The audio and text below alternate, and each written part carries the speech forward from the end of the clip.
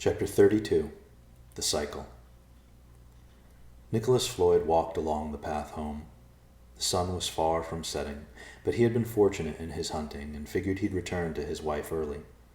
2 brown rabbits hung over his back as he strolled in the light of the mellow gold sun.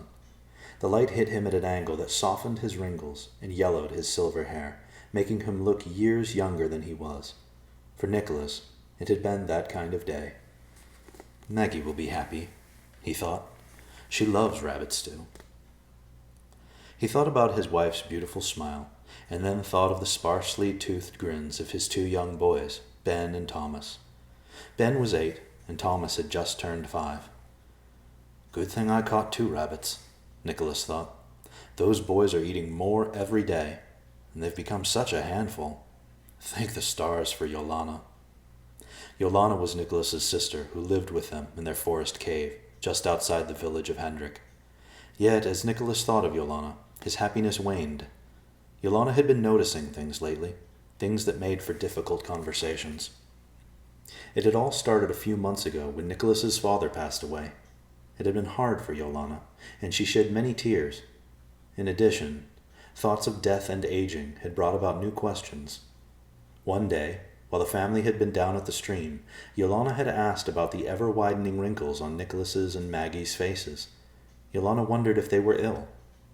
No, Nicholas had replied, just getting old. He hadn't needed to wait for Yolana's follow-up question. The years have been kind to you, sister. To us, not so much. He wondered how long it would be before excuses no longer worked. I'll think of something, he thought. I have to.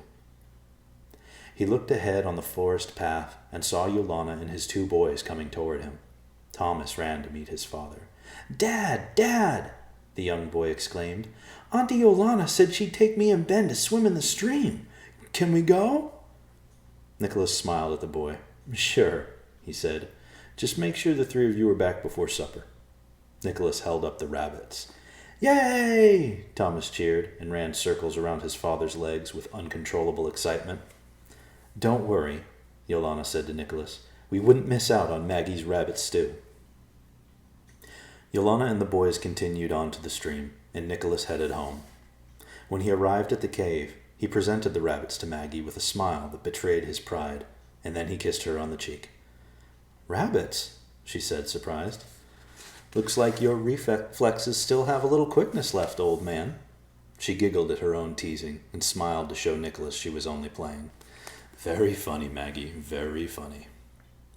Unfortunately, Maggie's smile faded too quickly, and she delivered Nicholas some bad news. Yolana's asking questions again, she said with a frown, and I don't know how to answer them. She's asking why we don't live in the village. She's asked that before, Nicholas said. Just stick to the story. We like our space, that's all. But there was a new question today, Maggie said. She wanted to know if she was supposed to find a husband. What did you say? Nicholas asked. What could I have possibly said to that, Nicholas? Maggie asked. What answer would have even made sense? I just changed the subject. Maggie shook her head. She's noticing. She's figuring it out. It won't be long before... Well, I don't know what. I don't know how your family has kept it up all these years. I've wondered that myself, Nicholas said. We need to find the others, Maggie. They've got to be out there. Suddenly, yells came from outside of the cave. Dad! Dad! Nicholas and Maggie rushed outside to find Ben running down the path. What is it, Ben?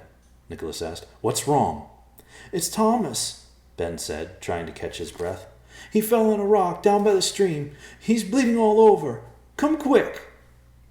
Nicholas ran as fast as he could, leaving his wife and son trailing behind. When he reached the stream, he saw Thomas lying belly up on the ground, with Yolana kneeling next to him. Nicholas stared at the boy in horror. Whatever rock he had fallen on had gashed his stomach open, and he was losing a lot of blood. Dad, it hurts, Thomas cried in between gasps. Make it stop. Nicholas knelt down to the boy, knowing there was nothing he could do. He pressed his cheek to Thomas's as tears welled in his eyes. "Shh," he said to the small boy as he ran his fingers through Thomas's hair. "It's gonna be all right. It's gonna be all right." Nicholas looked up at Yolana, who knelt on the other side of Thomas, with tears streaking his cheeks. Thomas was dying. Then, without knowing why, Yolana put her hands on Thomas's wound. She closed her eyes and her skin glowed white like the midday sun.